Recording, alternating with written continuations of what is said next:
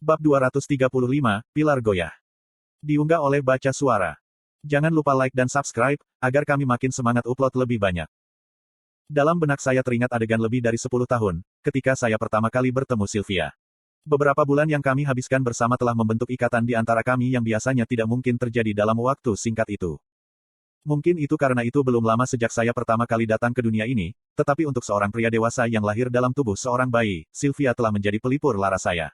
Di depannya, aku benar-benar bisa bertindak seperti diriku sendiri, dan baginya, bahkan menggabungkan usiaku dari kedua kehidupan, aku masih anak-anak baginya.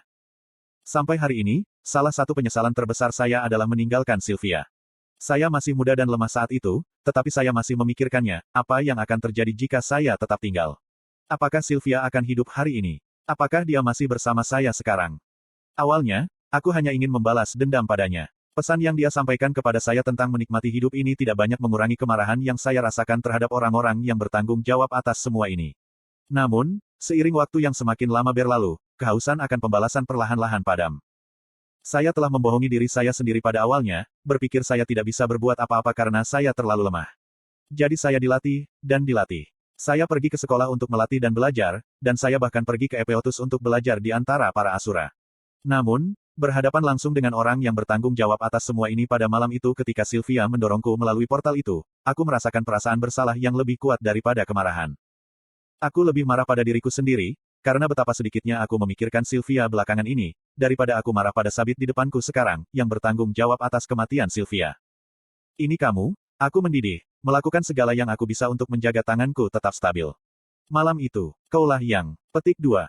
Kata-kata berikutnya membeku di mulutku ketika aku melihat ke belakang sabit ke dinding jauh.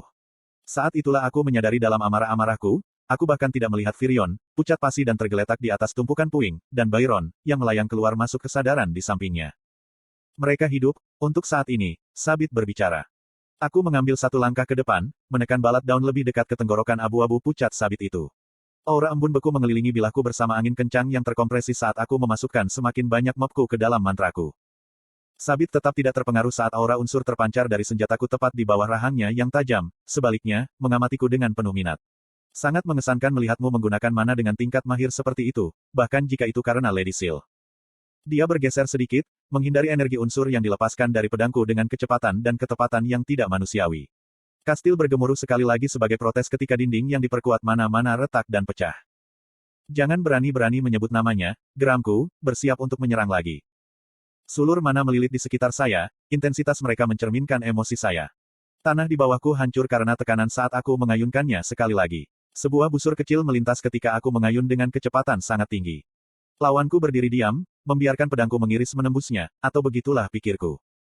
Luka yang dibuat pedangku melalui lehernya membara sebelum menutup lukanya seolah itu tidak ada. Melalui Rilmir, saya bisa mengatakan bahwa dia mampu memanipulasi api hitamnya sedemikian rupa sehingga dia bisa menjadi hampir tidak berwujud. Arthur, Sylvie memanggil melalui tautan telepati kami, baru saja tiba. Sylv, bantu Virion. Aku memesan, tatapanku bergerak bola-balik antara kakek Tesia dan sabit hanya beberapa meter di depanku. Bagaimana denganmu? Anda tidak bisa mengalahkannya sendiri. Jawabnya. Dia akan mati jika kamu meninggalkannya seperti itu. Aku mengirim, terus menyerangnya menggunakan bukan hanya pedangku tetapi setiap elemen yang kumiliki di gudang senjata. Saya meluncurkan bila angin, busur petir, ledakan api biru, tetapi tidak ada yang melakukan apapun. Syukurlah, ikatan saya memperhatikan kata-kata saya. Setelah ragu-ragu sejenak, dia berlari menuju Virion dan Byron. Saya melakukan bagian saya juga, setidaknya mengulur waktu sementara ikatan saya menyembuhkan mereka berdua. Saya menganyam ambien dan mana saya sendiri di sekitar tangan saya untuk menyalakan api putih dingin. Dengan kekuatan dan kendali yang aku peroleh dari inti putihku, aku melepaskan mantranya, membekukan sabit dan yang lainnya dalam jarak 30 kaki. Sabit setinggi 7 kaki, dibalut baju besi hitam berkilau, berdiri terbungkus makam es. Posenya, bahkan membeku, tetap sombong dan acuh tak acuh. Mengesampingkan keraguan yang merayap dari sikapnya, aku mengeluarkan sinar petir pada lawan kami yang membeku sampai seluruh premis tertutup oleh kabut dingin. Jika bukan karena Rilmir, saya tidak akan bisa melihat sabit langsung ke wajah saya. Sial, itu tidak berhasil, kutukku. Namun, saya masih berharap. Setiap pertarungan melawan salah satu pengikut telah membuatku dan Sylvie hampir mati. Pertarungan melawan Uto akan membunuh kita jika bukan karena sabit, seris. Tapi kali ini berbeda. Bahkan melawan sabit, makhluk yang bisa menggunakan seni mana yang hanya bisa dilakukan oleh Asura dari klan Basilis, aku mampu memegang milikku sendiri. Namun, Menghindari kepalan tangan Sabit dari Sabit, membuatku sadar bahwa dia sepertinya menahan diri. Tidak ada waktu atau waktu senggang untuk berpikir mengapa, hanya saja itu benar dan saya harus memanfaatkannya. Dunia bergeser dari monokrom ke versi negatifnya ketika saya menyalakan static void dan waktu berhenti. Saya mengabaikan stres menyakitkan yang disebabkan oleh menggunakan kemampuan ini dan memposisikan diri saya jadi saya berada di belakangnya. Saya tahu ini tidak cukup. Tidak masalah jika dia tidak bisa menghindari seranganku ketika dia tidak perlu. Partikel mana di atmosfer semuanya tidak berwarna, tidak dapat digunakan dalam kekosongan waktu beku, tapi yang bersinar di sekitarku adalah motif ungu. Lady Mire telah mengatakan kepada saya bahwa sementara saya bisa merasakan ether karena afinitas saya untuk keempat elemen, saya mungkin tidak akan pernah bisa mengendalikan mereka secara sadar di luar meminjam kekuatan dari static void.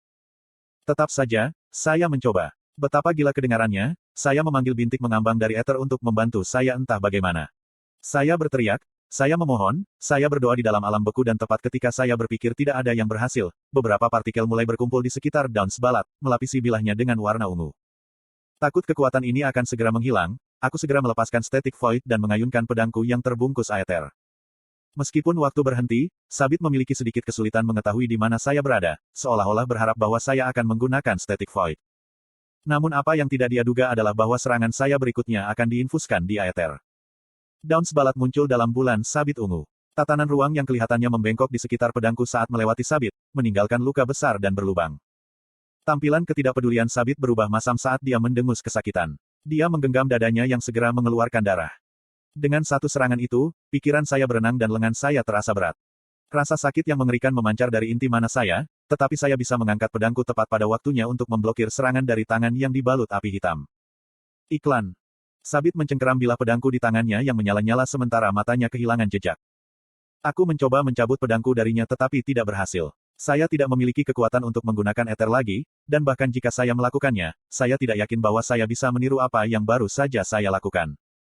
Bilah pedang-pedangku yang cerah tumpul saat api hitam menyebar dari tangan Sabit ke Downs Balat. Arthur, Sylvie menjerit khawatir. Dia melemparkan vivumnya ke tubuhku, memberiku kekuatan, tapi itu tidak masalah. Aku tidak bisa melakukan apa-apa saat api hitam menyelimuti pedangku dan hancur dalam genggaman Sabit. Itu untuk cedera, katanya pelan, suaranya menetes karena marah. Aku melangkah pergi, menempatkan jarak di antara kami saat aku mencengkeram gagang pedang kesayanganku. Namun, yang mengejutkan saya, Sabit itu tidak mengejar. Sebaliknya, dia berbalik ke tempat Sylvie, Byron, dan Virion berada. Seni etermu belum cukup kuat untuk menyembuhkan luka mereka, Nyonya Sylvie. Diam, aku membentak, menyulap, dan memadatkan beberapa lapisan es untuk membuat pedang.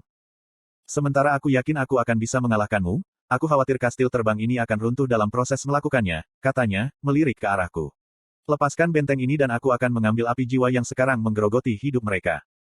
Tubuh saya tegang, tidak mau percaya padanya. Kau hanya akan membiarkan kita pergi.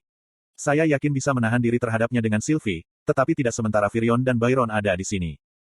Aku sudah menyelesaikan pesananku, dan sudah lama sejak orang yang kurang berhasil melukaiku. Arthur, dia benar. Saya tidak dapat menyembuhkan mereka dan saya menggunakan banyak kekuatan sebelumnya untuk menyelamatkan Penatua Bun. Petik 1. Terlepas dari kata-kata ikatan saya tidak menurunkan penjagaan saya. Dengan Rilmir masih menyala dan pedangku siap untuk menyerang Sabit, aku bertanya padanya pertanyaan yang aku terlalu takut untuk mendengar jawabannya. Apakah Putri Tesia Eralit, Alice Liwin, dan Eleanor Liwin masih hidup? Sabit itu mengungkapkan senyum yang membuatku merinding. Tuan Putri, bersama ibumu dan kakakmu aman. Anda akan mengetahui lebih lanjut nanti jika Anda memilih untuk menerima penawaran saya. Petik 2. Pedang es menghilang di tanganku saat aku melepaskan Rilmir. Bahuku merosot karena kata-katanya yang berat dan dadaku menegang. Setiap ons kekuatan yang saya miliki digunakan untuk menjaga diri saya tetap berdiri, bukannya berlutut, memohon. Ketakutan terbesar saya menjadi kenyataan. Saya tidak pernah dekat dengan siapapun dalam kehidupan masa lalu saya karena alasan ini. Kak, di mana mereka? Apa yang telah kamu lakukan pada mereka? Petik 2. Ini bukan tempatku untuk memberitahumu, katanya ketika dia berjalan ke Virion dan Byron. Aku terbang diam di sebelah Sylvie yang membawa Virion dan Byron di punggungnya bersisik. Puri semakin kecil di belakang kami saat kami kembali dengan kekalahan. Arthur, keluargamu akan baik-baik saja, kata Sylvie lembut. Aku mengepalkan tangan agar tidak gemetaran. Saya harus menyelamatkan mereka, si level. Apapun yang terjadi, aku tidak bisa membiarkan apa yang terjadi pada ayahku menimpa mereka. Aku tahu, kami akan melakukan semua yang kami bisa. Petik 1. Kami membuat kemah di daerah terpencil beberapa mil di timur Laut Etistin di tepi Sungai Seh. Saya tahu bahwa jika melihat dua tombak dan komandan yang memimpin perang melawan Alakrians terlihat di negara tempat kami berada, itu akan menciptakan kepanikan massal. Setelah mulai bekerja, saya membuat api dan menyulap tenda batu untuk kami sementara Sylvie mulai menyembuhkan Virion dan Byron lagi. Setelah sekitar 1 jam atau lebih, pernapasan mereka menjadi teratur sampai mereka benar-benar tertidur. Sylvie dan aku duduk bersebelahan di depan api, tenggelam dalam tarian api. Sudah lama sejak damai ini, namun saya berjuang untuk tetap tenang. Duduk, tidak melakukan apa-apa, dan menunggu membuatku gelisah, tetapi kami berdua bingung. Tak satu pun dari kami yang mengatakan sesuatu untuk waktu yang lama. Matahari telah terbenam, dengan api satu-satunya sumber cahaya kami. Saya mendorongnya dengan tongkat, bukan karena saya harus melakukannya, tetapi karena saya akan menjadi gila jika saya tidak melakukan sesuatu. Apa yang kita lakukan sekarang? Ikatan saya bertanya pelan, membaca pikiran saya. Temukan tes, Ellie dan ibuku, jawabku. Ikatan saya beralih ke saya, matanya topas yang cerah memantulkan cahaya dari api. Saya dapat merasakan ketidakpastiannya dan meskipun upaya terbaiknya untuk menjaga agar pikirannya tidak bocor, saya dapat mendengar pertanyaan yang ingin dia tanyakan, apakah perang sudah berakhir? Ada campuran emosi yang kacau dari dia, tetapi dia melakukan semua yang dia bisa dari membuat saya tahu apa itu emosi. Serangan kesakitan menggerakkan perhatian kami, memalingkan kepala kami kembali ke tenda. Itu Virion. Dia menggosok kepalanya sejenak sebelum berlari ke atas kakinya. Aura menyeramkan menyelimutinya saat binatang buasnya akan tersulut. Virion, tidak masalah. Saya menghibur, mengangkat tangan saya. Berorientasi, komandan meluangkan waktu untuk memeriksa sekeliling kami sebelum akhirnya menyadari bahwa kami tidak ada di istana. Apa yang terjadi, Sabit? Dia terkesiap. Anakku, Tesia, Bun, kami harus membantu mereka. Petik 2. Aku memeluk Virion, memeluknya erat-erat. Dia berjuang, berusaha melepaskan diri dari genggamanku ketika dia terus dengan panik mengatakan padaku bahwa kita harus kembali.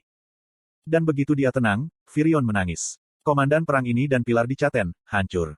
Aku memikirkan pertanyaan tanpa diminta Sylvie ketika aku memeluk Virion, air mata juga berjajar di mataku. Jika belum berakhir, pasti terasa seperti itu. Rasanya seperti Alakrians setelah menang. Bukan hanya rasanya seperti mereka menang, rasanya seperti Agrona membuat kita praktis berlari ke telapak tangannya. Saya sudah sombong. Apa yang hanya 2 kehidupan fana pengalaman dibandingkan dengan seumur hidup kecerdasan dan kebijaksanaan Asura kuno.